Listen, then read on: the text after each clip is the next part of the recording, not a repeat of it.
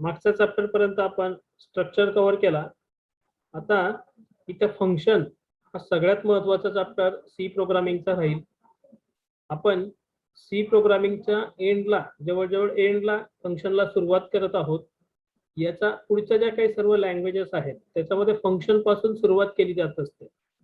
तर फंक्शन म्हणजे नेमकं काय, फंक्शन कोणाला म्हणायचं, त्या फंक्शनचे बेनिफिट काय, फंक्शनचे प्रकार कोणकोणते आहेत, त्याच्या कोणकोणत्या कॅटेगरी आहेत, फंक्शन कशा पद्धतीने वापरलं जात असतं, या सगळ्या कन्सेप्ट आपण या ठिकाणी डिटेलमध्ये समजणार आहोत.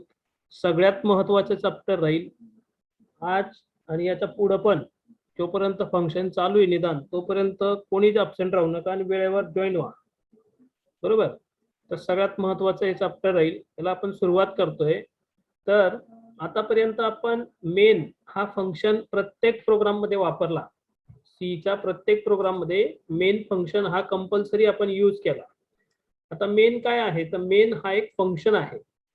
Main function is starting point of program execution in C. Main function आपण सी प्रोग्राम मध्ये का वापरतो, कंपल्सरी का आहे, कारण मेन फंक्शन हा प्रोग्रामचा स्टार्ट पॉइंट असतो. तिथून प्रोग्रामचं एक्झिक्युशन स्टार्ट केलं जात असतं. पूर्ण प्रोग्रामचं कंट्रोलिंग मेनद्वारे होईल आणि एंड पण मेननेच होणार. म्हणून सीच्या प्रत्येक प्रोग्राम मध्ये मेन फंक्शन हा कंपल्सरी असतो. बरोबर. मेन फंक्शन आतापर्यंत आपण सीच्या प्रत्येक प्रोग्रामला ऍड केला, कारण सी प्रोग्रामचं एक्झिक्युशन मेन फंक्शन पासून सुरुवात होतं. पूर्ण प्रोग्रामचं कंट्रोलिंग मेनद्वारेच होईल आणि एक्झिट पण मेननेच होतो. म्हणून सी लँग्वेजच्या प्रत्येक प्रोग्राम मध्ये मेन फंक्शन हा कंपल्सरी असतो. हा जो मेन फंक्शन आहे हा बाय डिफॉल्ट इंटीजर टाइपची व्हॅल्यू रिटर्न करतो. मेन फंक्शन हा बाय डिफॉल्ट इंटीजर टाइपची व्हॅल्यू रिटर्न करतो.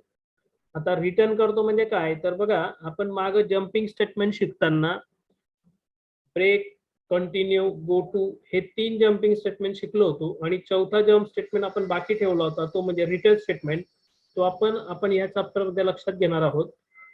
मेन फंक्शन हा बाय डिफॉल्ट इंटीजर टाइपची व्हॅल्यू रिटर्न करतो. म्हणजे दुसऱ्या एखाद्या फंक्शनला जर व्हॅल्यू रिटर्न करायची असेल, पास करायची असेल, तर ती इथून रिटर्न स्टेटमेंटद्वारे पास केली जात असते. तर इथं मेन हा फंक्शन याचा डिफॉल्ट रिटर्न टाइप इंटीजर आहे. म्हणजे फंक्शनचा नावाचा आधी आपण काही डेटा टाइप वापरला तर त्याला म्हटलं जात असतं रिटर्न टाइप, आणि ब्रॅकेट मध्ये वाईड आपण लिहिलं आहे. हा आर्ग्युमेंट असतो किंवा पॅरामीटर याला म्हणतात. तर ह्या पद्धतीने बॉडी ओपन क्लोज करायची आहे आणि इथं नंबर ऑफ स्टेटमेंट्स आपण मेन्शन करणार आहोत. संजना, आपण फंक्शन ह्या चॅप्टरला सुरुवात करत आहोत. सी लँग्वेज मधलं सगळ्यात महत्वाचं हे चॅप्टर राहील. आवाज येतोय संजना? हो सर येतोय. ओके. तर या ठिकाणी मेन फंक्शन हा सी प्रोग्रामचा प्रत्येक सी लँग्वेजच्या प्रत्येक प्रोग्रामला मेन फंक्शन कंपल्सरी असणं गरजेचं आहे. आपण तो टाकला पण सीच्या आतापर्यंतच्या सर्व प्रोग्राम्स मध्ये मेन फंक्शन वापरला, कारण प्रोग्रामचं एक्झिक्युशन जे आहे ते मेन फंक्शन पासून सुरुवात होत असतं. पूर्ण प्रोग्रामचं कंट्रोलिंग मेनद्वारेच होईल आणि मेनद्वारे प्रोग्रामचं एक्झिट पण केला जात असतो, एंड पण होत असतो. म्हणून सीच्या प्रत्येक प्रोग्रामला मेन फंक्शन हा कंपल्सरी असतो. मेन फंक्शनचा बाय डिफॉल्ट रिटर्न टाइप जो आहे तर तो इंटीजर असतो. मेन फंक्शनचा बाय डिफॉल्ट रिटर्न टाइप हा इंटीजर असतो. तो इथं अशा पद्धतीने मेन्शन करावा लागतो आपल्याला. रिटर्न टाइप जो आहे फंक्शनचा नावाचा आधी द्यावा लागतो. जसं मेनच्या आधी इंटीजर लिहिलं तर हा रिटर्न टाइप इंडिकेट करत आहे. म्हणजे काय, तर मेन फंक्शन इंटीजर टाइपची व्हॅल्यू रिटर्न करणार आहे. जर समजा आपण इंटीजर मेन लिहिलं तरी पण तो इंटीजर टाइपची व्हॅल्यू रिटर्न करेल. जर आपण फक्त मेन लिहिला, इंटीजर वगैरे काहीच दिला नाही, तर तो बाय डिफॉल्ट इंटीजरच कन्सिडर करणार. बरोबर. आणि जर आपल्याला व्हॅल्यू वगैरे रिटर्न करायचीच नसेल मेन फंक्शनद्वारे, तर मग आपण इथे इंटीजरच्या ऐवजी वाईड लिहिणार. बरोबर. आणि मग इथं फंक्शनचं नाव आणि त्याला जे काही आर्ग्युमेंट्स पास करायचे असतील ते इथं पास केले जात असतात. बॉडी ओपन क्लोज करून त्याच्यामध्ये नंबर ऑफ स्टेटमेंट्स लिहिले जातात. तर असा हा मेन फंक्शन आतापर्यंत आपण बघितला.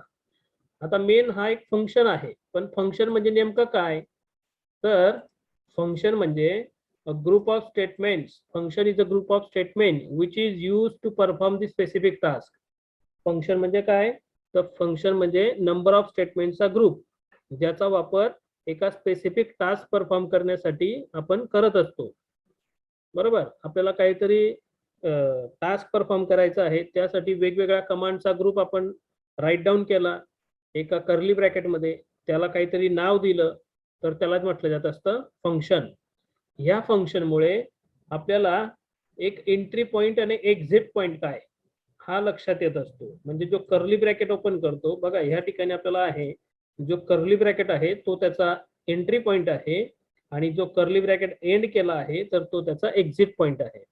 हे स्ट्रक्चरल प्रोग्रामिंगचं एक मेन फीचर आहे किंवा स्टार्ट पॉइंट आणि एंड पॉइंट कशाने मेन्शन करतात तर तो कर्ली ब्रेसने मेन्शन केला जात असतो.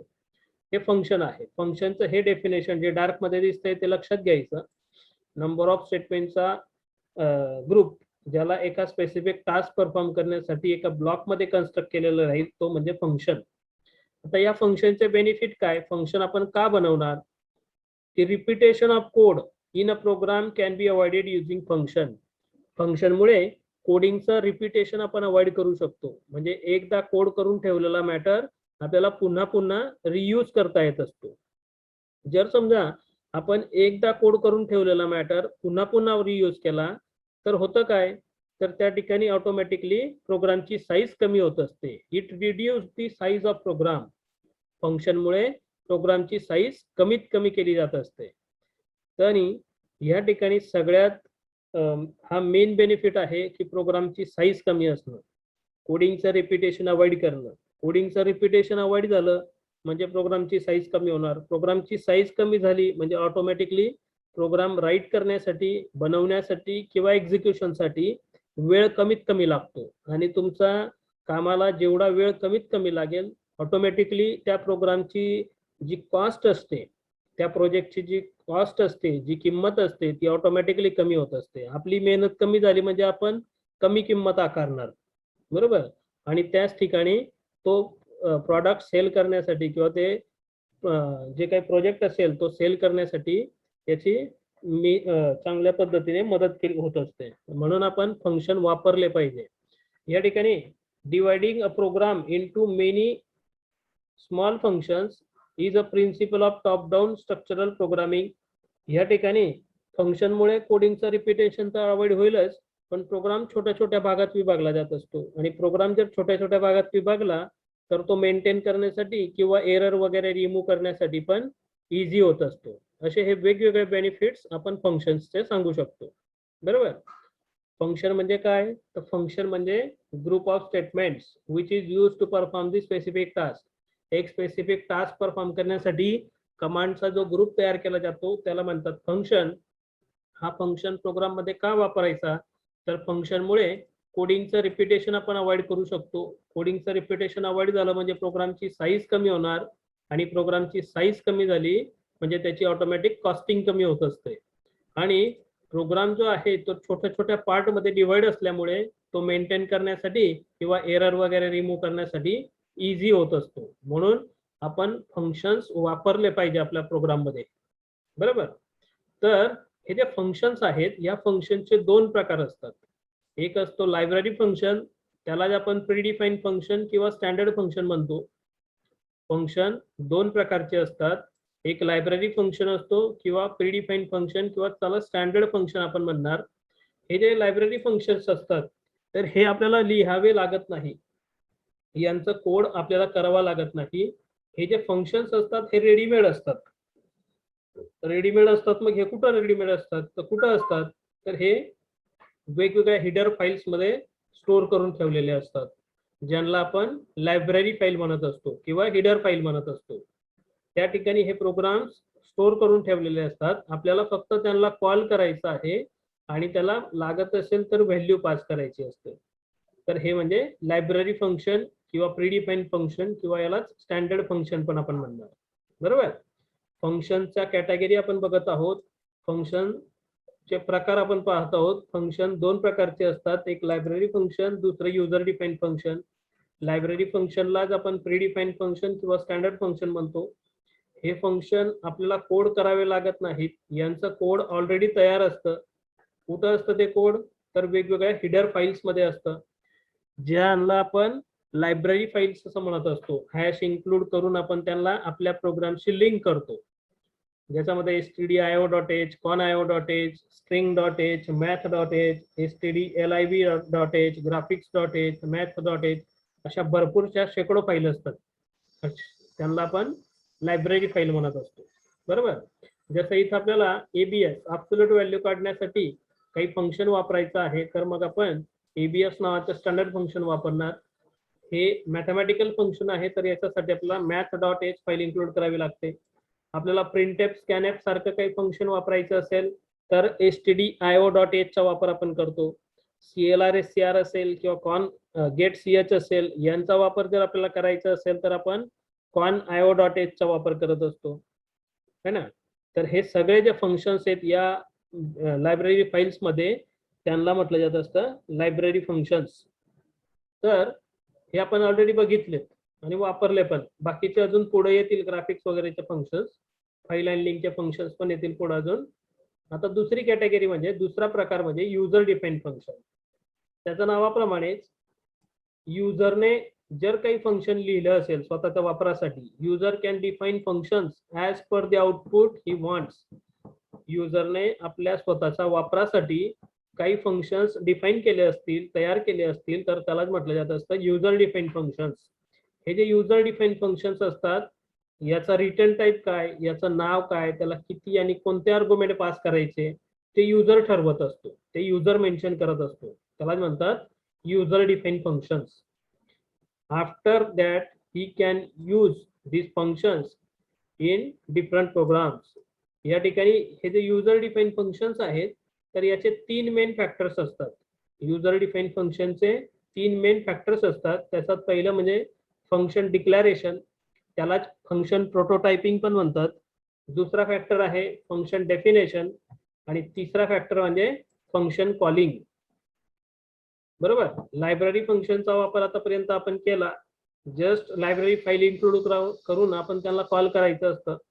आणि युजर डिफाईन फंक्शन जे आहे, तर ते आपण आपल्या वापरासाठी काही फंक्शन्स बनवले, त्याचं नाव आपण ठरवलं, त्याचा रिटर्न टाईप आपण ठरवला, त्याचे आर्ग्युमेंट्स आपण ठरवले, म्हणून त्याला म्हटलं जात असतं युजर डिफाईन फंक्शन्स. ह्या युजर डिफाईन फंक्शनचे मेन तीन फॅक्टर्स असतात. ते म्हणजे फंक्शन डिक्लॅरेशन, त्यालाच फंक्शन प्रोटोटायपिंग पण म्हणतात, फंक्शन डेफिनेशन आणि function calling.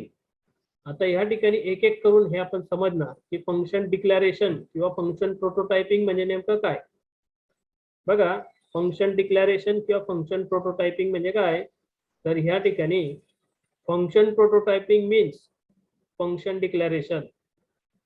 In short, it is a list of number of arguments passed in that function, their type and return type. Function declaration किंवा function prototyping म्हणजे काय, तर ज्या लाईनीवरती function तयार केलं जातं, म्हणजे त्या फंक्शनचं नाव काय, त्या फंक्शनचा रिटर्न टाईप काय, त्याला किती आणि कोणते आर्ग्युमेंट पास करणार आहोत, हे ज्या लाईनीवरती मेन्शन केलं जातं, ती लाईन म्हणजेच फंक्शन डिक्लॅरेशन किंवा फंक्शन प्रोटोटायपिंग. आपण व्हेरिएबल कसं बनवलं, ज्या लाईनीवरती व्हेरिएबल बनवला जातो, तयार केला जातो, त्याला आपण व्हेरिएबल डिक्लॅरेशन म्हणतो. तसंच ज्या लाईनीवरती फंक्शन बनतो, तयार केला जातो फंक्शन, त्याला म्हटलं जात असतं फंक्शन डिक्लॅरेशन किंवा फंक्शन प्रोटोटायपिंग. याच्यात काय काय असतं गोष्टी, तर रिटर्न टाईप काय त्या फंक्शनचा, त्या फंक्शनचं नाव काय, त्याला किती आणि कोणते आर्ग्युमेंट पास करणार आहोत, या तिघ गोष्टी या डिक्लॅरेशनच्या स्टेटमेंटमध्ये आपल्याला द्याव्या लागतात. बघा, इथं आपल्याला ह्या पद्धतीने दिलं आहे एक्झाम्पल. त्याचं सिंटॅक्स आधी आपण पाहणार. फंक्शन डिक्लॅरेशनचे हे सिंटॅक्स आहे, रिटर्न टाईप, फंक्शन नेम आणि त्याचे आर्ग्युमेंटची लिस्ट जी काही असणार ती. आता या आर्ग्युमेंटच्या लिस्टमध्ये तुम्ही त्याला किती व्हॅल्यू पास करणार आहोत, कोणत्या व्हॅल्यू पास करणार आहात, तर ते याच्यात मेन्शन करायचं. फंक्शनचं नाव काय राहील ते इथं जायचं आणि हा फंक्शन कोणत्या प्रकारची व्हॅल्यू रिटर्न करणार आहे ते रिटर्न टाईप मध्ये जायचं असतं. फॉर एक्झाम्पल, आपल्याला समजा ट्रायंगलचा एरिया कॅल्क्युलेट करायचा आहे.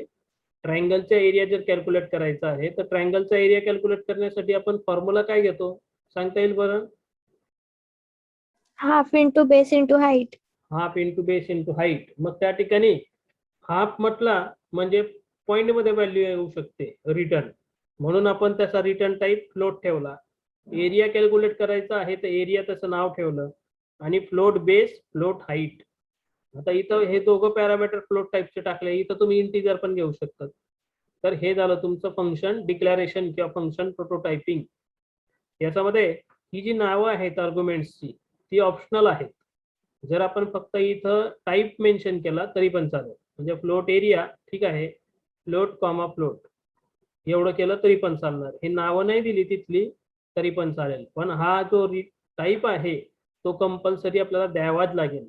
जर तुम्ही टाईप न लिहिता फक्त नावं दिलेत तर तसं चालणार नाही. जसं बघा या ठिकाणी हे स्टेटमेंट आहे, फ्लोट एरिया ठीक आहे, फ्लोट ठीक आहे, फ्लोट वाय पण ठीक आहे, पण इथं फक्त झेड लिहिला. तर हा झेड इंटिजर आहे, फ्लोट आहे, काहीच इथं मेन्शन होत नाही, म्हणून असं स्टेटमेंट इलिगल राहील, हे असं चालणार नाही. बरोबर. आणि जर इथं फ्लोट झेड असं लिहून टाकलं तर मग ते व्यवस्थित घेणार आपल्याला. तर या स्टेटमेंटला म्हटलं जात असतं फंक्शन डिक्लॅरेशन किंवा फंक्शन प्रोटोटायपिंग. कम्प्लीट एवढं. हो सर. हो सर. आता दुसरं जे ब्लॉक आहे, दुसरं जे फॅक्टर आहे तो म्हणजे फंक्शन डेफिनेशन. फंक्शन डेफिनेशन म्हणजे काय? A function is a group of statements that together perform a task. आता फंक्शन डेफिनेशन लिहिताना आपल्याला फंक्शन म्हणजे काय तर नंबर ऑफ स्टेटमेंटचा ग्रुप. मग आपल्याला जे फंक्शन मध्ये नंबर ऑफ स्टेटमेंटचा ग्रुप मेन्शन करायचा आहे ते ज्या ठिकाणी मेन्शन केलं जात असतं ते म्हणजे त्याचं function definition. A function declaration tails a compiler about function name, return type and parameter. आपण वरती जे डिक्लेरेशन केलं याच्यात काय गोष्टी लक्षात येतात तर त्या फंक्शनचं नाव काय राहणार आहे, त्याचा रिटर्न टाइप काय राहील, त्याला किती आणि कोणते आर्ग्युमेंट पास करणार, हे या गोष्टी आपल्याला फंक्शन डिक्लेरेशन मध्ये समजतात. पण ऍक्च्युअल जी बॉडी आहे, ऍक्च्युअल जे फंक्शनचं टास्क आहे, जे वर्क आहे, तर ते आपण मेन्शन करत असतो फंक्शन डेफिनेशन मध्ये. A function definition provides the actual body of program. बरोबर. फंक्शनच्या डेफिनेशन मध्ये जी काही बॉडी आहे स्टेटमेंट्सची, फंक्शनची बॉडी, ती ऍक्च्युअल बॉडी या ठिकाणी मेन्शन करणार. फॉर एक्झाम्पल त्याचं सिंटॅक्स आधी आपण पाहणार. रिटर्न टाईप लिहावा लागतो, त्याचं नाव लिहावं लागतं आणि त्याला आर्ग्युमेंटची लिस्ट द्यावी लागते, किती आणि कोणते आर्ग्युमेंट पास करावे लागतात ते या ठिकाणी मेन्शन केलं जातं आणि मग ती बॉडी इथं मेन्शन होत असते. जसं फॉर एक्झाम्पल आपण ट्रायंगलच्या एरिया कॅल्क्युलेट करण्यासाठी जर फंक्शन बनवलं तर ते असं असतं, float area float B comma float H, आणि मग बॉडी ओपन क्लोज करून त्याचा आतमध्ये A equal to 1 half into base into height आणि तर रिटर्न ए. यानुसार फंक्शनचं डेफिनेशन लिहिलं जातं. बरोबर. क्लिअर एवढं. हो सर. हो सर. नंतर ने हे डेफिनेशन झालं की मग त्या फंक्शनला कॉल करावं लागतं, फंक्शनला कॉल करायला लागतं. आता फंक्शन कॉल कसं करणार तर फंक्शनला कॉल करण्यासाठी जस्ट त्या फंक्शनचं नाव आणि त्याच्या आर्ग्युमेंट्सचा व्हॅल्यू आपल्याला द्याव्या लागतात. फॉर एक्झाम्पल असं एरिया इन ब्रॅकेट 10,20. तर हे फंक्शन कॉलिंगचं स्टेटमेंट झालं, याला म्हणतात फंक्शन कॉलिंग. तर असं हे फंक्शनचे इंट्रोडक्शन आपण फक्त घेतलं, याला एक्झाम्पलद्वारे आपण व्यवस्थित अंडरस्टँड करू. तर याच्यामध्ये काही डाऊट बरं, कोणाला काही प्रॉब्लेम? दिव्यानी काय प्रॉब्लेम? नाही सर. समीर? नाही सर. बघा हे इंट्रोडक्शन आपण बघितलं, थेरॉटिकल मुद्दे आपण समोर ठेवून ते लक्षात घेतलं. आता डायरेक्ट प्रॅक्टिकली त्याला परफॉर्म करायचं आहे आपल्याला, तर आपण ते आधी पेंट मध्ये तो कन्सेप्ट समजू, नंतर तिकडे जाऊ कोड करण्यासाठी.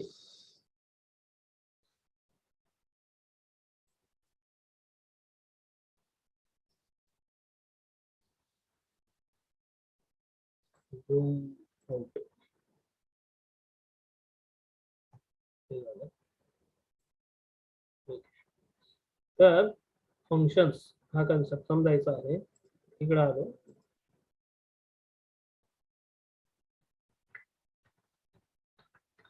Functions, group of statement. It is a group of statements which is used to perform the specific task. त्याला आपण फंक्शन म्हणणार. आता हे जे फंक्शन आहे हे फंक्शन तयार करताना युजर डिफाईन फंक्शन आपण पाहत आहोत. युजर डिफाईन फंक्शनचे 3 मेन फॅक्टर्स राहतील. त्याच्यामध्ये पहिला फॅक्टर म्हणजे फंक्शन डिक्लेरेशन. फंक्शन डिक्लेरेशन हा मेन फॅक्टर. फंक्शन डिक्लेरेशन करताना सिंटॅक्स फॉलो करायचं असतं. ते अशा पद्धतीने रिटर्न टाइप आणि फंक्शन नेम आणि आर्ग्युमेंट लिस्ट सेमीकोलॉन त्याला एंड केलं जातं. हे झालं तुमचं फंक्शन डिक्लेरेशनचं सिंटॅक्स. फॉर एक्झाम्पल फंक्शन कसं डिक्लेअर करणार, तर या ठिकाणी त्याचा रिटर्न टाइप काय, जसं इंटीजर हा त्याचा रिटर्न टाइप ठेवला, नंतर एरिया त्याचं नाव घेतलं आणि या ठिकाणी आर्ग्युमेंट दिलं फ्लोट कॉमा फ्लोट या प्रकारे. बरोबर. इथं डेटा टाइप हा कंपल्सरी द्यावा लागेल आर्ग्युमेंटसाठी. जर इथं बेस आणि हाईट असं दिलं तरी पण चालणार. बरोबर. आणि नाही दिलं फक्त डेटा टाइप दिला तरी चालेल. पण फक्त नाव दिलं, समजा तुम्ही इथं हाईट अर्थाने एच दिला, रिटर्न त्याचा टाइप काय ते मेन्शन नाही केलं तर हे इलिगल राहील, असं चालणार नाही. म्हणजे आपल्याला त्याचा टाइप जो आहे तो मेन्शन करावाच लागेल. तर ह्या स्टेटमेंटला म्हटलं जात असतं function declaration. User define function आपण बघत आहोत. त्याचे 3 मेन फॅक्टर्स असतात. त्याच्यातनं पहिला फॅक्टर म्हणजे फंक्शन डिक्लेरेशन. फंक्शन डिक्लेरेशन म्हणजे काय, तर फंक्शन ज्या लाईनीवरती तयार होतो त्या लाईनीला म्हटले जात असतं फंक्शन डिक्लेरेशन. त्याच्यामध्ये रिटर्न टाइप, फंक्शन नेम आणि आर्ग्युमेंटची लिस्ट द्यावी लागते. बरोबर. एवढं क्लिअर दिव्यानी? हो सर. सायरी? हो सर. खूप महत्वाचा कन्सेप्ट आहे. नाही समजला तर विचारा, 10 वेळेस एक्सप्लेन करणार मी याला, कारण पुढच्या लँग्वेजेसच्या दृष्टीने सगळ्यात महत्वाचा चॅप्टर राहणार आहे. हे झालं फंक्शन डिक्लेरेशन. त्याच्यानंतर फंक्शन एकदा डिक्लेअर झाला की मग त्याला आपल्याला डिफाईन करायचं आहे. फंक्शन डिक्लेअर झाला की त्याला नंतर डिफाईन करावं लागतं. तर डिफाईन करण्यासाठी फंक्शन डेफिनेशन, ज्या लाईनीवरती किंवा ज्या एरियामध्ये फंक्शन डिफाईन होतो, फंक्शनचं पूर्ण कोडिंग लिहिलं जात असतं, ते म्हणजे फंक्शन डेफिनेशन. फंक्शन डिक्लेरेशन नंतर फंक्शन डेफिनेशन, याचं सिंटॅक्स या पद्धतीने असतं. सिंटॅक्स याच्यामध्ये रिटर्न टाइप काय, त्या फंक्शनचं नाव काय, फंक्शन नेम आणि आर्ग्युमेंटची लिस्ट, नंतर बॉडी ओपन आणि क्लोज, आणि बॉडी मध्ये जे काही आपलं टास्क असेल ते या ठिकाणी मेन्शन करू. तर याला म्हटलं जात असतं फंक्शन डेफिनेशन. Function definition. बरोबर. फॉर एक्झाम्पल आपल्याला हा जो एरिया कॅल्क्युलेट करायचा आहे, ट्रायंगलचा एरिया कॅल्क्युलेट करण्यासाठी समजा आपण फंक्शन बनवत आहोत, तर ते अशा पद्धतीने तयार होईल. For example return type integer, त्या फंक्शनचा रिटर्न टाइप इंटीजर किंवा फ्लोट घ्यायचं असेल तर फ्लोट. ट्रायंगलचा आपण घेत आहोत तर पॉइंट मध्ये व्हॅल्यू रिटर्न होण्याची पॉसिबिलिटी आहे, म्हणून याला फ्लोट घेणार. वरती पण फ्लोट करावं लागेल या ठिकाणी. रिटर्न टाइप इथं डिक्लेरेशन मध्ये पण फ्लोट घ्यावा लागेल. Area float comma float. इथं आता फक्त टाइप देऊन चालणार नाही, इथं आपल्याला हे मेन्शन करावंच लागेल व्हेरिएबल्सची नावं. फ्लोट एच ब्रॅकेट ओपन आणि क्लोज, याच्यामध्ये रिटर्न 1/2 म्हणजे 0.5 into base into height. Okay, अशा पद्धतीने हे फंक्शन इथं तयार केलं जात असतं. बरोबर, याला म्हटलं जात असतं फंक्शन डेफिनेशन. इथं रिटर्न टाईप फ्लोट वापरला आहे डिफाईन करताना, तर ह्या ठिकाणी पण आपल्याला फ्लोटच वापरावा लागेल.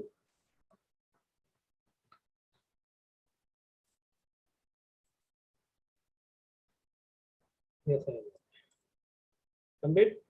हे झालं फंक्शन डेफिनेशन. आणि फंक्शन एकदा डिफाईन झालं की त्याला कॉल करायचं आहे. तर फंक्शन ज्या लाईनीवरती कॉल होतं त्याला म्हटलं जात असतं फंक्शन कॉलिंग. ज्या लाईनीवरती फंक्शन कॉल होणार ते म्हणजे फंक्शन कॉलिंग. त्याच्यासाठी फंक्शन नेम आणि आर्ग्युमेंट लिस्ट हे मेन्शन करणार. फॉर एक्झाम्पल हे त्याचं सिंटॅक्स झालं समजा, आणि फॉर एक्झाम्पल त्याला अशा पद्धतीने कॉल केलं जातं. आपण एरिया नाव दिलं आहे त्याचं, तर एरिया इन ब्रॅकेट जे काही असेल त्या पद्धतीने व्हॅल्यू पास करणार. समजा 10,20 व्हॅल्यू पास केलं तर हे झालं फंक्शन कॉलिंग. असं स्टेटमेंट त्या ठिकाणी मेन्शन करावं लागतं. तर हे झालं तुमचं फंक्शनचं पॉइंट. इथपर्यंत फंक्शनचा कन्सेप्ट. आता ह्या पूर्ण एक्झाम्पलला आपण कन्स्ट्रक्ट करणार आणि तो कशा पद्धतीने वर्कआउट करतो ते आपल्याला समजायचं आहे. याच्यामध्ये काही डाऊट बरं कोणाला? नाही सर.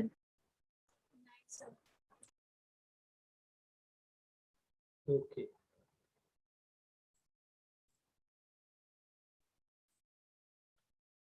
फंक्शन कॉलिंग डिलीट झालं बरं.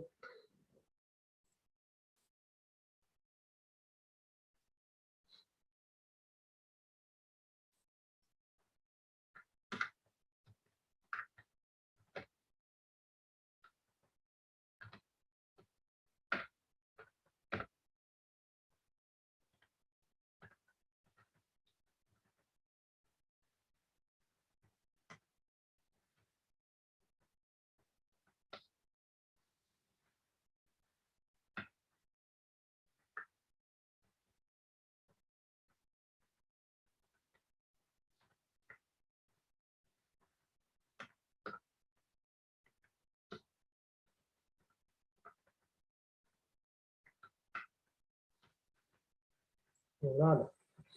आता हे जे एक्झाम्पल आपण तुकड्या तुकड्यामध्ये घेतलं, याला पूर्ण एका एक्झाम्पल मध्ये कन्स्ट्रक्ट करणार. पूर्ण पाहणार त्याला आपण की हे नेमकं वर्कआउट कसं होईल. एक वेगळी फाईल घेऊ, सेव्ह करून घेऊ आधी त्याला. आधी इथं कोड लिहायचा आहे आपल्याला.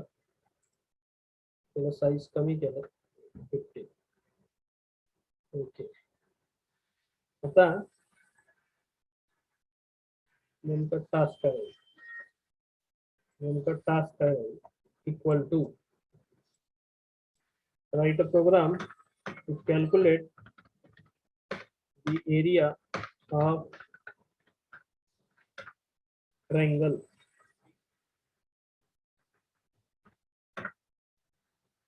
ट्रायंगलचा एरिया आपल्याला कॅल्क्युलेट करायचा आहे.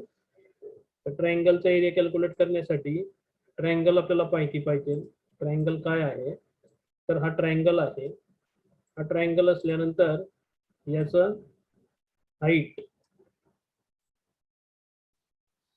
ही त्याची हाईट एवढं झालं. आणि त्याचा बेस,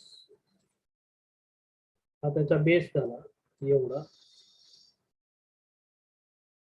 आणि ही त्याची हाईट झाली. आणि त्याचा फॉर्म्युला जो आहे तो फॉर्म्युला म्हणजे area of triangle equal to 1/2 म्हणजे 0.5 इंटू बेस इंटू हाईट. हा त्याचा फॉर्म्युला. Area of triangle equal to 1/2 into base into height हा त्याचा फॉर्म्युला झाला. आता याला आपल्याला जर समजा इथं मॅनेज करायचं आहे प्रोग्राम मध्ये, तर इथं स्टेटमेंट लिहिणार फ्लोट रिटर्न टाईप असलेला. फ्लोट रिटर्न टाईप असलेला एरिया नावाचा फंक्शन घेतला. त्याला लोट कॉमा फ्लोट असे दोन आर्ग्युमेंट्स आपण पास करणार आहोत. तर ही जी लाईन आपण नोट केली या लाईनीलाच आपण म्हणणार फंक्शन डिक्लरेशन किंवा फंक्शन प्रोटोटायपिंग. हे फंक्शन डिक्लरेशन बरोबर. नंतर वाईड रिटर्न टाईप असलेला main function bracket open close एवढं घेतलं. आता एवढं आल्यानंतर याच्यामध्ये लोट बेस आणि हाईट एवढं दिलं. पूर्ण देऊन टाकतो मी समजेल तुम्हाला. हाईट आणि एरियासाठी ए असा व्हेरिएबल आपण घेतला. नंतर स्क्रीन क्लिअर केली CLR SCR. इथं बेस आणि हाईटची व्हॅल्यू एंटर करणार. Print of \n enter the base and height एवढं. Scanner %f address of base comma address of height यांना स्कॅन केलं बरोबर. इथं ह्या लाईनीवरती फंक्शन कॉल होईल. ह्या लाईनीवरती फंक्शनची व्हॅल्यू प्रिंट केली जाईल. इकडे गेट CS होईल आणि इकडे मेन कम्प्लीट होईल असं समजा या ठिकाणी नोट केलं. एवढं झालं. अजून हे प्रोग्राम अपूर्ण आहे. मेन फंक्शन अपूर्ण आहे. एवढ्या ब्लॉक मध्ये आपल्याला कोडिंग टाकायचं आहे अजून. बघा आता इथं आपण काय केलं तर या लाईनीवरती फंक्शन डिक्लेअर करून सोडून दिला. डिक्लेरेशन किंवा प्रोटोटायपिंग याला म्हणा. आता तो फंक्शन काय काम करेल त्याचं डेफिनेशन आपल्याला मेन्शन करायचं आहे. ते डेफिनेशन समजा आपण इथून मेन्शन करणार आहोत. फ्लोट रिटर्न टाईप असलेला एरिया नावाचा function float base float height complete. इथं फ्लोट ए एरियाचा ए इक्वल्स टू 1/2 म्हणजे 0.5 इंटू बेस इंटू हाईट. नावं पूर्ण दिली आहेत तर इथं पण नावं पूर्ण द्यायला लागतील. एवढं झालं. आणि इथं कॅल्क्युलेट करून जी व्हॅल्यू येईल ती रिटर्न केली पाहिजे म्हणून रिटर्न इन ब्रॅकेट ए असं मेन्शन केलं. तर हे एवढं जे आपण लिहिलं तर याला म्हटलं जात असतं फंक्शन डेफिनेशन. हे काय आहे फंक्शन डेफिनेशन.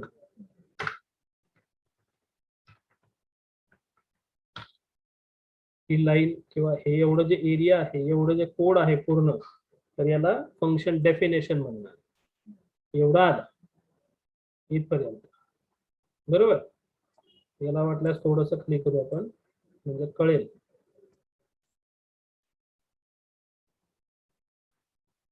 असं ओके.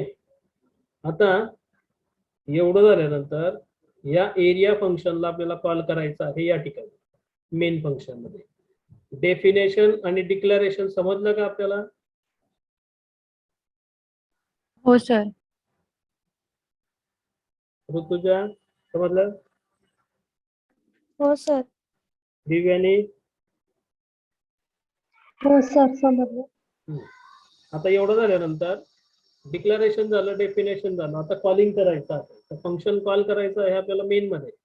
मग आपण काय करणार तर या ठिकाणी आलो मेन फंक्शनला आणि इथं एरिया फंक्शनला बोलवलं कॉल केलं आणि त्याला इथं ज्या व्हॅल्यू स्कॅन केल्या आहेत मेन फंक्शन मध्ये ज्या व्हॅल्यू स्कॅन केल्या आहेत त्या पास केल्या बेस कॉमा हाईट.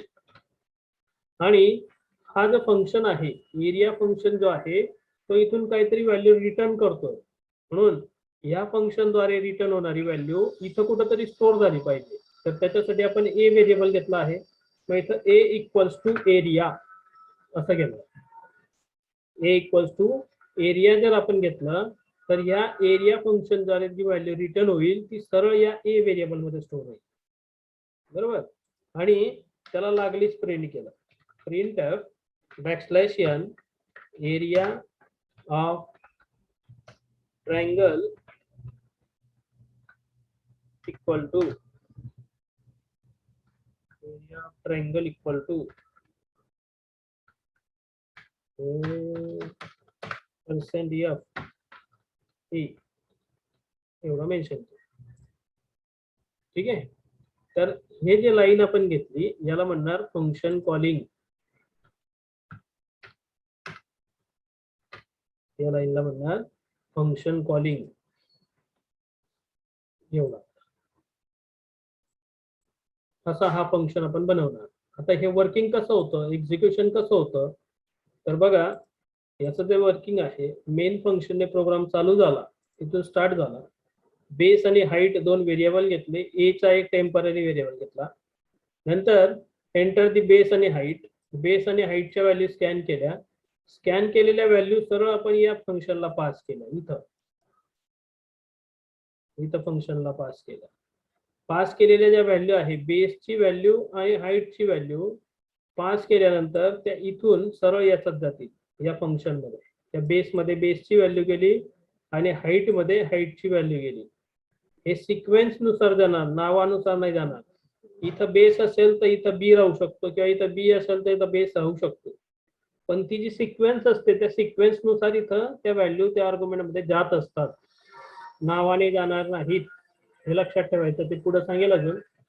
नंतर बेस आणि हाईटच्या व्हॅल्यू इथून इथं पास झाल्यानंतर तर बघा प्रोग्रामचं एक्झिक्युशन मेनने चालू झालं. बेस आणि हाईट या व्हॅल्यू साठी व्हेरिएबल घेतलं. एरिया स्टोअर करण्यासाठी ए व्हेरिएबल घेतला. बेस आणि हाईटची व्हॅल्यू स्कॅन केली. त्याला इथून आपण या एरिया फंक्शनला पास केलं. पास केल्यानंतर बेसची व्हॅल्यू इथून या एरिया फंक्शनला पास होईल बेस आर्ग्युमेंटला. हाईटची व्हॅल्यू इथून या हाईट आर्ग्युमेंटला पास होईल. आणि इथं आल्यानंतर इथं कॅल्क्युलेशन परफॉर्म झालं. इथं एक टेम्पररी व्हेरिएबल घेतला ए, मग A equal to 1/2 into base into height, म्हणजे अर्धा गुणिले बेस गुणिले हाईट, आणि इथं रिटर्न ए आलं.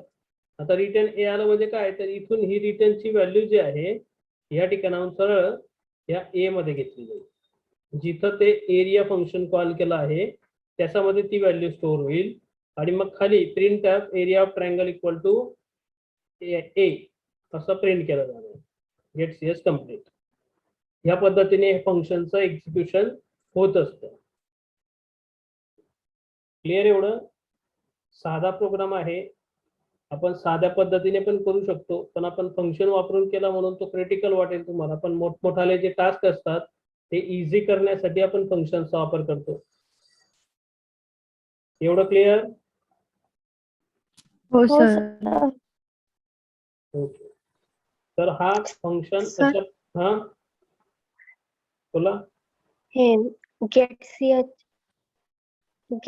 च्या खाली फंक्शन डेफिनेशन घ्यायचं का इथं प्रोग्राम मध्ये?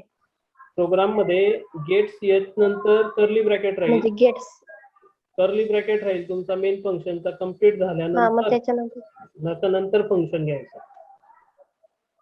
बरोबर?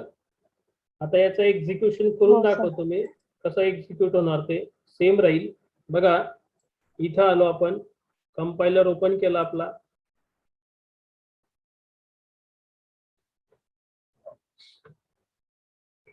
फाईल न्यू, सेम प्रोग्राम घेणार. फंक्शन 1.c void मेन, आपलं कॉमन कोड आधी घ्यायचं. Bracket open close complete. clr get CH हे पण झालं. सेव्ह. आता हे फंक्शन आपल्याला डिक्लेअर करायचं आहे. तर फ्लोट रिटर्न टाईप असलेला एरिया फंक्शन डिक्लेअर केला. याला फ्लोट बेस आणि फ्लोट हाईट असे आर्ग्युमेंट्स आपण या ठिकाणी देणार आहोत. हे झालं फंक्शन डिक्लेरेशन. त्याच्यानंतर इथं नोट केलं फंक्शन डिक्लेरेशन. नंतर आता फंक्शन डिफाईन करणं. नोट रिटर्न टाईप असलेला एरिया फंक्शन डिफाईन केला. याला node base node height bracket open close.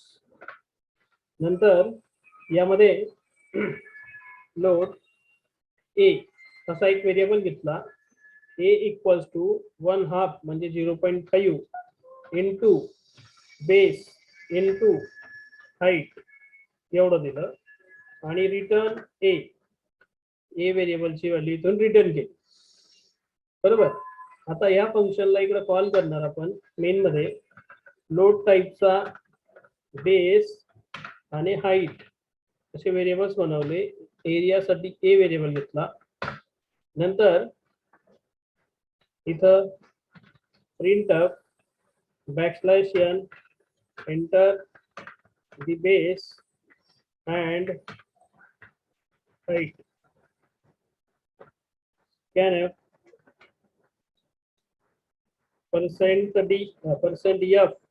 %f यात address of base, address of height एवढं मेन्शन केलं. नंतर A equal to area in bracket base comma height आणि इथे त्याला प्रिंट करून टाकणार. printf \n area of triangle equal to %f t. Save compile return. इथं दिलं 10 25 या बरोबर. अशा पद्धतीने तो फंक्शन तयार केला जात असतो. तर याच्यामध्ये ह्या ज्या लाईनी आहे, हे जे डेफिनेशन आपण लिहिलं याला फंक्शन डेफिनेशन असं म्हणलं. हे जे आहे याला फंक्शन कॉलिंग असं म्हणलं बरोबर. आणि इथं अजून दोन कन्सेप्ट आहेत. फंक्शन डिफाईन करताना आपण ही जी नावं इथं घेतलीत, फंक्शन डिफाईन करताना ही जी नावं इथं टाकलीत बेस आणि हाईट, फंक्शन डिफाईन करताना तर या नावांना म्हटलं जात असतं फॉर्मल आर्ग्युमेंट किंवा पॅरामीटर. फॉर्मल आर्ग्युमेंट किंवा फॉर्मल पॅरामीटर याला म्हणायचं आहे. आणि इथं फंक्शन कॉल करताना ही जी नावं आपण घेतलीत या ठिकाणी बेस आणि हाईट ही नावं, तर यांना म्हणायचं असतं ऍक्च्युअल आर्ग्युमेंट किंवा ऍक्च्युअल पॅरामीटर.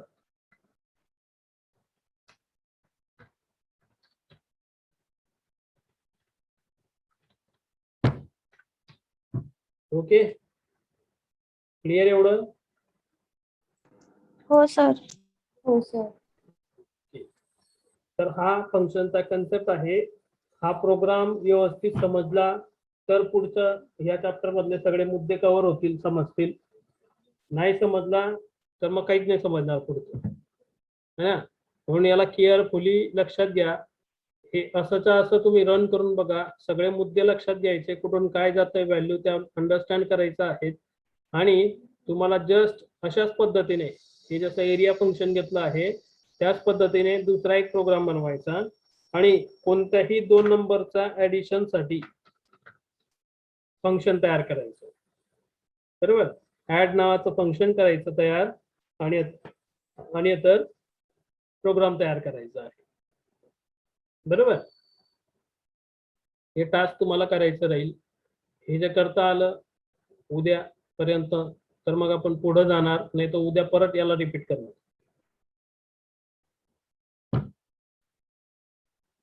क्लिअर? काही सर डाऊट? उद्या पेपर आहे आमचा. लास्ट पेपर आहे सर. ओके, मग उद्या आपण गॅप घेणार, परवा आपण पाहू. पण उद्यापर्यंत याला कव्हर करा.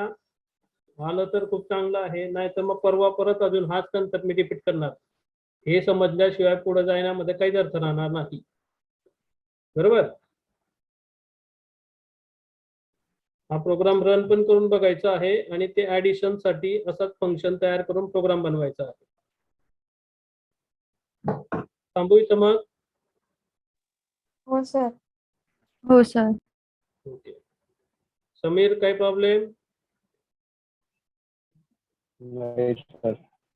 ओके, थांबतो मग आता इथं. बाकी परवा पाहू.